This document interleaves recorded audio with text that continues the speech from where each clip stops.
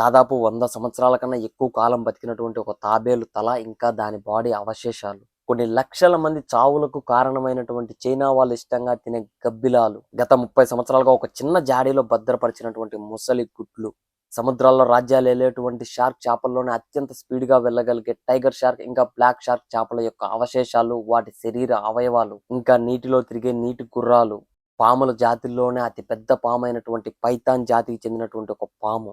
ఇప్పుడు మీరు విన్న ఈ జంతువులతో పాటు ఇంకా ఎన్నో జంతువులన్నిటిని కలిపి కోవేట్‌లో ఒక ప్లేస్‌లో ఎగ్జిబిషన్‌లా అమర్చారు. వాటి గురించి ఈ వీడియోలో మీకు కొద్దిగా బ్రీఫ్‌గా చెప్పబోతున్నాను. ఈ వీడియోలో నేను మీకు చెప్పినట్టు ఇక్కడ మీరు చూస్తుంది ఇది 100 ఏళ్లకు పైన బతికినటువంటి ఒక తాబేలు యొక్క వెన్ను పాము. దాని డప్పా ఇటు సైడ్ రివర్స్ తిప్పి చూస్తే ఏ విధంగా ఉంటదో ఇక్కడ మీరు చూడొచ్చు. దాని మీద ఇక్కడ నేను ట్యాప్ చేసినప్పుడు అదొక రేకు డబ్బా మీద సౌండ్ చేస్తే ఏ విధంగా వస్తుందో ఆ విధంగా సౌండ్ అయితే బయటికి రావడం జరిగింది. ఇక్కడ మీకు కనిపించేది ఇది రాతి తాబేలు యొక్క డప్పా. ఇది ఇంత సైజు ఉండడం చాలా అరుదు. ఈ జాడీలో ఇక్కడ కనిపించే తాబేలు తల చూడడానికి అచ్చం కొండ చిలువ పాము తల ఉన్నట్టుంది.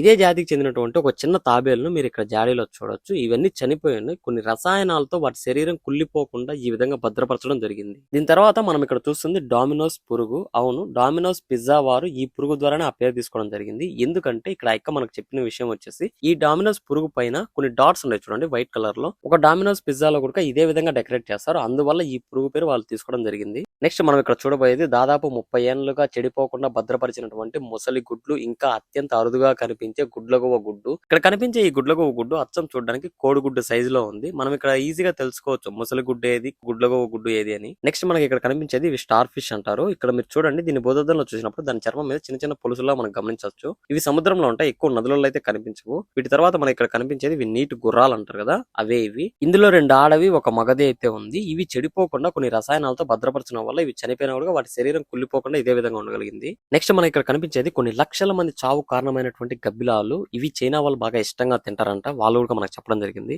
ఇక్కడ ఎక్క మనకు వీటి రెక్కలు ఏ విధంగా ఉంటాయి, వీటి తోక గాని వీటి కాళ్ళు గాని ఏ విధంగా ఉంటాయి నీట్ గా ఇక్కడ చూపిస్తున్నారు చూడండి.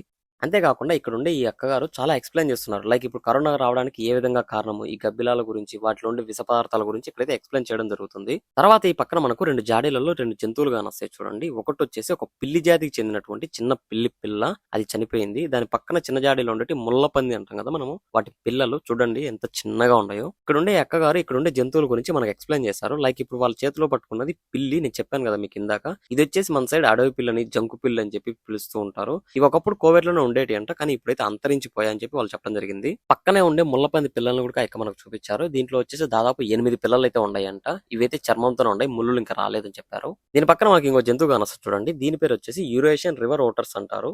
ఈ జంతువుకి కొన్ని ప్రత్యేకతలు ఉన్నాయని చెప్పి అక్క మనతో చెప్పడం జరిగింది. అదేంటంటే ఈ జంతువు సేమ్ ముసల్లాగా నీటిలోనూ బతకగలదు, ఇంకా బయట కూడా బతకగలదు. అంటే ఉభయచర జీవిలాగా అనమాట. ఇప్పుడు మనం చూస్తున్న ఈ జంతువు వచ్చేసి ఒకప్పుడు కోవేట్లోనే ఉండేదంట, కానీ ఇప్పుడైతే అంతరించిపోయాయని చెప్పి వాళ్ళైతే మనతో చెప్పడం జరిగింది. మనం ఇంతసేపు ఎదురు చూసినటువంటి టైగర్ షార్క్ ఇంకా బ్లాక్ షార్క్ అయితే వచ్చేసినాయి. ఇక్కడ చూసేదానికి అచ్చం బొమ్మల్లా కానొస్తాయి, కానీ ఇవి నిజానికి బొమ్మలైతే కాదు. వీటిని నిజంగానే సముద్రంలో వేటాడి పట్టుకున్నారు. ఈ టైగర్ షార్క్, బ్లాక్ షార్క్ పట్టుకున్న తర్వాత వీటిని చంపేసి వాటి శరీరంలో కుళ్ళిపోవడానికి అనుకూలంగా ఉండే పేగులు అన్నిటిని బయటికి తీసేసి వాటి చర్మాన్ని ఎన్నేళ్ళైనా చెడిపోకుండా ఉండే విధంగా ఈ విధంగా రసాయనాలతో అమర్చడం జరిగింది. నాకైతే వీటిని ఫస్ట్ టైం చూసినప్పుడు ఇవి చూడడానికి ఇప్పుడే ఇంత భయంకరంగా ఉన్నాయంటే ఇంకా సముద్రాల్లో ఎంత భయంకరంగా ఉంటాయి, ఎంత దారుణంగా వేటాడుతాయో అనిపిస్తా ఉంది. ఇక్కడ అంతేకాకుండా ఈ బ్లాక్ షార్క్, టైగర్ షార్క్ వీటి చర్మాలు, వీటి పళ్ళు ఏ విధంగా ఉంటాయో కూడా మనం ఇక్కడ చూపించబోతున్నారు. ఇక్కడ మీరు చూస్తున్నారు కదా ఈ బాక్స్ లో, వీటిలోనే వాటి పళ్ళు, వాటి చర్మాలు ఉన్నాయి. ఇది ఇక్కడ ఫస్ట్ చూపించేది వీటి పళ్ళు. ఇక్కడ ఒకసారి మీరు బాగా అబ్జర్వ్ చేశారంటే ఈ షార్క్ చేప యొక్క పళ్ళు ఎంత ఎక్కువగా ఉన్నాయి చూడండి. వీటికి వచ్చేసి మొత్తం 78 పనులు ఉంటాయంట. ఇంకా వీటికి పోయిన పనులు తిరిగి వచ్చే అవకాశం కూడా ఎక్కువగా ఉంటదంట. వీటిని మనం ఇక్కడ పట్టుకొని కూడా చెక్ చేయొచ్చు. చాలా మంది కోవిడ్ కూడా వాటిని టచ్ చేసి చెక్ చేస్తూ ఉన్నారు.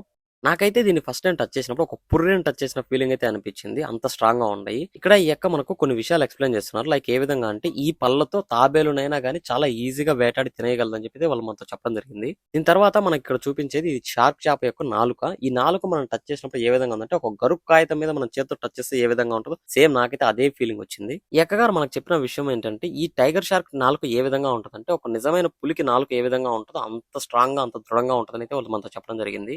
నెక్స్ట్ మనకి ఇక్కడ ఇక్కడ చూపించబోయేది షార్క్ చేప యొక్క చర్మం. దీని చర్మం ఏ విధంగా ఉంటుందంటే ఒక పెయింట్ వేయకుండా వదిలేసిన గోడకి ఎంత రఫ్ గా ఉంటుందో సేమ్ అదే విధంగా రఫ్ గా అయితే ఉంది. వీళ్ళు ఇక్కడికి వచ్చినటువంటి కోవేటీలకి ఇంకా వాళ్ళతో పాటు వచ్చిన డ్రైవర్లకు కానీ ఇంకా బయట దేశం నుంచి వచ్చిన ఎవరికైనా కానీ చాలా నీట్ గా చాలా క్లియర్ గా ఎక్స్ప్లెయిన్ చేస్తూ ఉన్నారు.